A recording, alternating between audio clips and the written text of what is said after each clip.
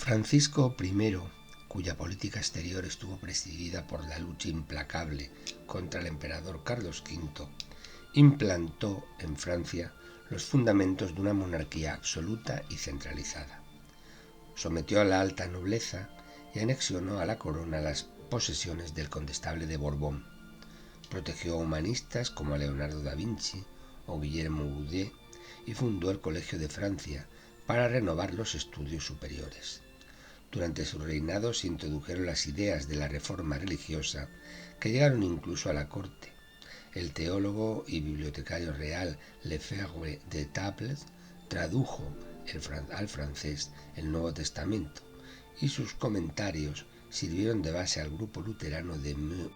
Sin embargo, en sus últimos años de reinado, ante el imparable avance de la heterodoxia religiosa y las divisiones políticas que suscitaba, Francisco I optó por la represión del protestantismo hugonote. Los protestantes hugonotes desde 1540 se habían extendido desde Ginebra por toda Francia y lograron un considerable poder en el sur. El sucesor de Francisco, su segundo hijo, Enrique II, mantuvo respecto a ellos una política errática. En los primeros años los persiguió con saña, pero después, por razones de conveniencia política, en su guerra contra los Austrias españoles, se coaligó con ellos. Ello le reportó grandes ventajas. Su alianza con los príncipes protestantes en Alemania y con el Imperio Otomano en el Mediterráneo acarreó la derrota del emperador en Alemania y la adquisición en la Lorena de las ciudades de Metz, Toul y Verdún. Además, Enrique II negoció el rescate de Boulogne con los ingleses y en 1558 las tropas del duque de Guisa y la armada francesa consiguieron recuperar Calais, última posesión de los ingleses en territorio francés. Al final de su reinado, sin embargo, Enrique II sufrió importantes derrotas a cargo de los ejércitos de Felipe II en Italia y en los Países Bajos, y se vio obligado a firmar la paz de Cateau-Cambrésis y a renunciar definitivamente a las posesiones italianas. Pese a su relación amorosa con la noble Diana de Poitiers, que ejerció una notable influencia en la corte, de su matrimonio con Catalina de Medici nacieron 10 hijos, con lo que parecía asegurada la continuidad de la dinastía Valois al frente de Francia. Enrique II murió por accidente en 1559, gravemente herido en un torneo celebrado con motivo de la boda de su hija Isabel con Felipe II de España. Un tal Gabriel, conde de Montgomery, rompió su lanza en la cara del monarca, que sufrió una grave herida cuando astillas de gran tamaño se le clavaron en un ojo y en la cabeza. Aunque fue atendido por los mejores médicos de la época, el rey sobrevivió solo 10 días y nada se pudo hacer para salvarlo.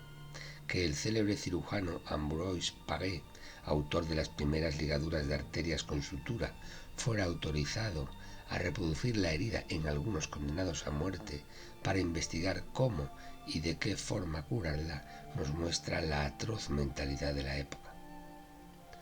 Los historiadores franceses han visto en esta política cambiante iniciada por Enrique II, que se apoya un tiempo en los católicos y otro en los protestantes, el origen de las terribles guerras fratricidas de religión que asolaron Francia a partir de esta década. Ya en 1560, el proselitismo calvinista desde Ginebra había logrado en Francia más de 2 millones de protestantes, conocidos como hugonotes, sobre una población estimada de 20 millones de franceses. Fue durante el reinado de Enrique cuando se produjo el ascenso de los hermanos Guisa, jefes del partido católico. Carlos, que se convirtió en cardenal, y Francisco, amigo de la infancia de Enrique, que fue nombrado duque de Guisa. Su hermana María de Guisa había contraído matrimonio con Jacobo V de Escocia en 1538 y fue la madre de María Estuardo, reina de los escoceses. Con 5 años, María fue llevada a la corte francesa, donde se prometió con el delfín Francisco. Catalina la crió junto a sus propios hijos en la corte parisina, mientras María de Guisa gobernaba Escocia como regente de su hija. Cuando a la muerte de Enrique, Francisco II se convirtió en rey con solo 15 años, el partido de los Guisa se hizo con la totalidad del poder en la corte e inició una implacable persecución contra los protestantes, que buscaron primero el liderazgo de Antón de Borbón, rey de Navarra, y después, con más éxito, el de su hermano Luis, príncipe de Condé, y se multiplicaron las conspiraciones y asesinatos para hacerse con el poder en la corte. Francisco II murió al cabo de un año de reinado. Ciñó la corona su siguiente hermano, Carlos IX, en cuya minoría de edad asumió la regencia su madre Catalina de Medici, una mujer enérgica e intrigante que encaminó sus esfuerzos a anular, en beneficio del poder absoluto de la monarquía, la enorme influencia de los dos partidos enemigos, el católico y el protestante. Asesorada por el canciller L'Hôpital, un leguista indiferente en materia religiosa, Catalina, que no sentía ninguna simpatía por los hugonotes, cuyas creencias nunca compartió, adoptó en principio una postura moderada y se manifestó en contra de las persecuciones de los Guisa. En enero de 1562, en un intento de tender puentes con los protestantes, promulgó el tolerante Edicto de Saint-Germain. Sin embargo, el 1 de marzo de 1562 se produjo un asesinato colectivo conocido como la masacre de Vassy. Los hombres del duque de Guisa atacaron a los hugonotes que celebraban misa en un granero, matando a 70 e hiriendo a más de 100. Mientras los hugonotes clamaban venganza, el duque, que calificó la masacre como un lamentable incidente, fue vitoreado como un héroe en las calles de París. Esta fue la mecha que prendió las guerras de religión en Francia, 13 años en los que el reino estuvo en estado de guerra civil. La guerra fue despiadada y en ella murieron asesinados los principales jefes católicos y hugonotes. En 1563, por la Paz de Amboise, se restringieron las libertades concedidas a los calvinistas en Saint-Germain. Llegado el rey Carlos IX a la mayoría de edad, Catalina de Medici continuó ejerciendo el papel principal en la política francesa. Pero la guerra entre Felipe II y los protestantes en Flandes provocaba una exacerbación del enfrentamiento religioso en Francia. La influencia de los hugonotes aumentó con la confianza que su jefe, el almirante Gaspar de Coligny, adquirió en el ánimo de Carlos IX, a quien encaminó en una política de abierto enfrentamiento contra el imperio de Felipe II y los católicos. Consecuencia de la política conciliatoria con los hugonotes que pretendía Catalina de Medici fue el matrimonio en 1572 entre su hija Margarita de Valois y el heredero de Navarra, el protestante Enrique de Borbón, con la intención de unir para siempre ambas familias dinásticas. La reacción del Partido Católico fue muy violenta entonces. La tentativa de asesinato del almirante Coligny y la organización de la matanza de la noche de San Bartolomé, el 23 de agosto de 1563, durante la cual fue asesinado Coligny, que convalecía de sus heridas en París junto a cientos de hugonotes. Como escribe Michelet, la matanza no duró una noche, sino toda una semana y se extendió a toda Francia. La historiografía francesa atribuye estos asesinatos, al parecer tolerados por el rey, a la política tortuosa y maquiavélica de Catalina de Medici. En su intento de afianzar la continuidad dinástica de sus hijos, trataba de deshacerse de toda influencia externa sobre el trono. Pero en 1574, apenas 2 años después, moría de pleuresía Carlos IX, y la herencia recaía ahora en el tercer hijo de Catalina, Enrique d'Anjou, quien dejó la corona de Polonia, que acababa de ceñir, para titularse Enrique III. En el ejercicio del poder dependió de Catalina y de su equipo de secretarios hasta las últimas semanas de vida de su madre. Durante los primeros años se desentendió de la política rodeándose de un círculo de favoritos, les Mignons, un grupo de jóvenes frívolos que, según un cronista contemporáneo, se hicieron a sí mismos absolutamente odiosos, tanto por su comportamiento estúpido y arrogante como por sus escandalosas y afeminadas ropas. Enrique se casó con Luisa de Lorena-Vaudemont en febrero de 1575.